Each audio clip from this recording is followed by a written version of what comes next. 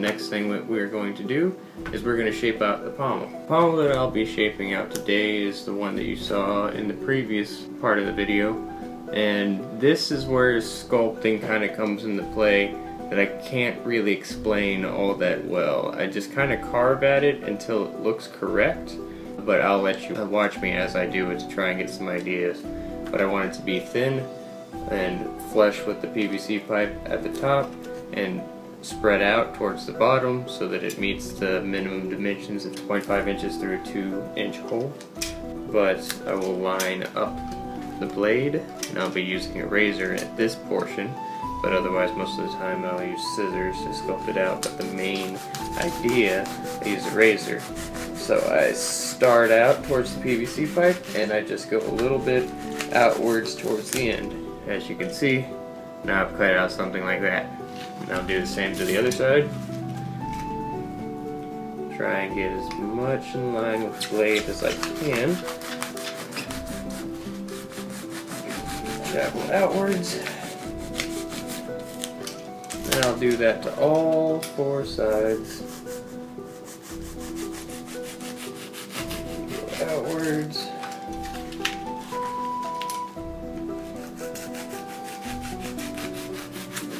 Outwards, and now I have ended up with something that looks like this. It's just a start. We'll continue with it a little bit more so later. And now I want it to be round. It's a little bit more square right now, so I'm going to start carving off these corners with the razor once again. Just a little bit though. I'll finish it up with the scissors to make it look nicer. But as of right now, I'm trying to turn it into more of a hexagonal shape.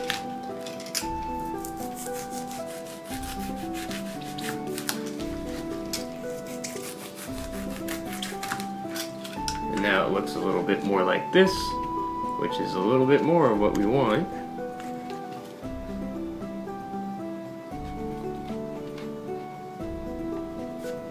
But since I want it to be 2 inches, I'm going to grab my template that I have here that has 2 inches on it.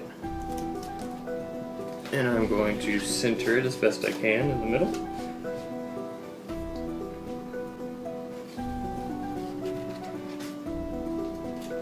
There we go. So now we have the 2-inch mark, and I'm going to shape it a little bit on the outside of it, because we don't want it to be exactly 2 inches. If it's exactly 2 inches, it'll go through the hole. We need it like just a little bit more than 2 inches. So I'm going to grab my pair of scissors here. I'm going to cut off the outside and shape it a little bit better to where I want it to be. Just kind of like we're beveling with the blades, except a little bit more so cutting off the blue foam. It's more than just a sliver. So as you can see, I cut off like this much, and now it starts looking like this. So we're getting there, and I'm going to keep on cutting at it until it becomes the correct shape. As you can see, it's a little bit wider on the right side than it is on the left, so I'll take in the right side just a little bit with my pair of scissors once again.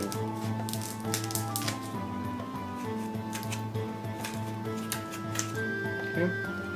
And now, as you can see, it's a lot more centered. It looks a lot better. But we don't want the bottom to be flat. We want it to be kind of rounded. So we're going to keep on carving at the bottom until it's rounded.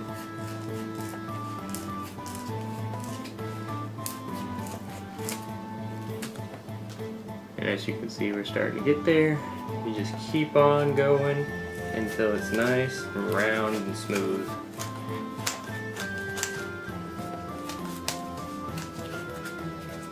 Still a little flat, so we're going to keep on carving at it.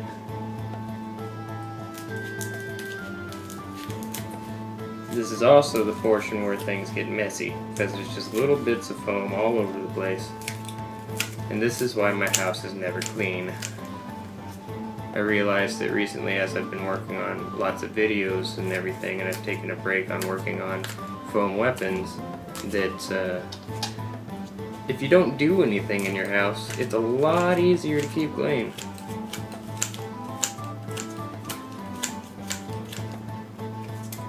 As you can see, just as I'm cutting at it, it's becoming a lot more rounded, looking a lot better. So now that I have the bottom pretty well rounded, pretty close to what I want it to be, I'm going to take off this hexagonal shape and make it more of a smooth shape. So I'm going to start cutting at these edges to where it will become a lot more rounded and smooth.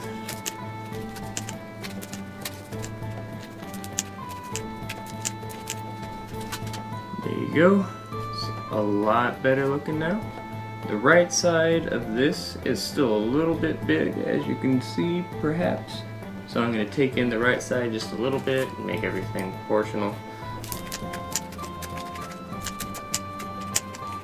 You just keep on cutting at those sharp edges to make them round edges.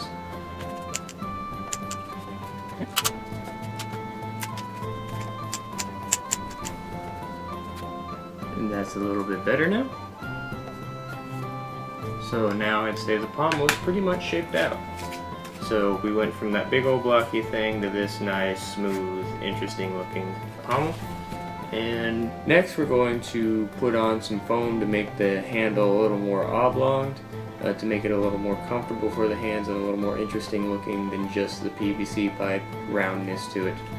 So what we're going to do is we're going to grab some 1-inch blue foam and we're going to dab it to both sides. Alright, so you have your 1-inch blue foam, you place it on top of the PVC pipe, and you cut out all the way down to the beginning of the pommel. And now you have one that's the correct size, and you'll just grab more blue foam, the 1-inch of course, and you will make that equally as long.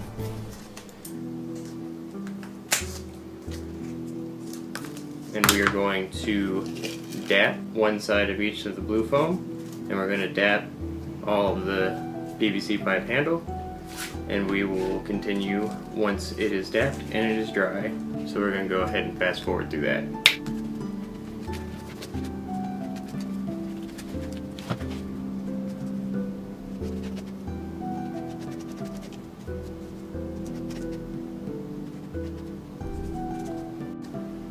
Okay. By the time that I got everything dapped, the handle foam just dried, so what I'm going to do is I'm going to line it up as best I can with the blade of the handle, or the blade here, should I say, not the flat, but the blade. And I'm going to lay the blue foam across as best I can.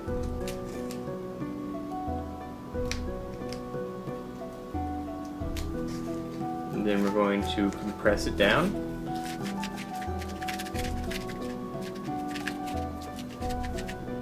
And now we're going to cut off the excess. I'll do this with the razor.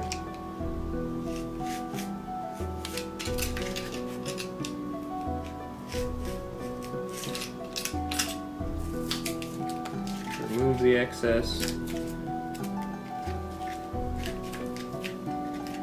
And now it has a nice oblong shape, but what you need to do is we're going to shape it out a little bit more. We're going to make it large at the top and thin towards the pommel. So I'm going to take my ruler here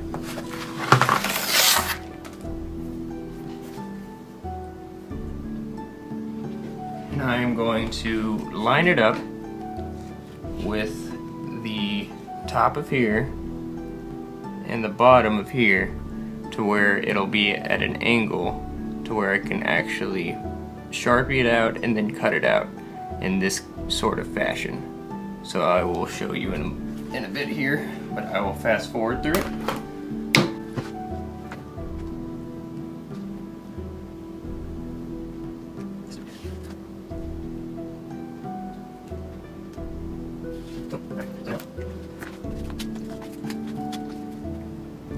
Now you can see the kind of shape that I'm going for.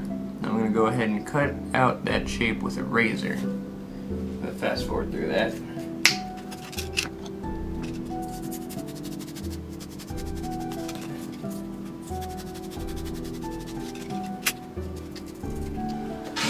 Now I'm going to take some duct tape and I'm going to wrap it around the handle. This will make the foam a lot denser and harder, so that it's a little more comfortable in the hands than just straight up foam.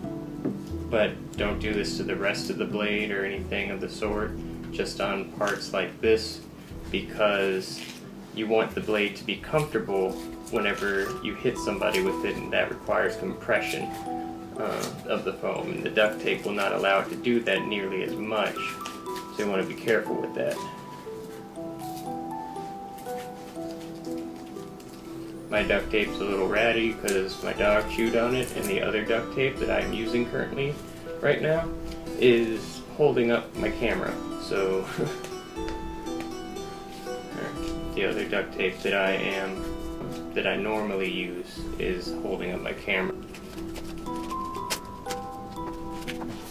So now you can see, even though a little bit ratty, it's got an interesting shape to it. It'll look a little bit better once I have the cloth tape over it, but for now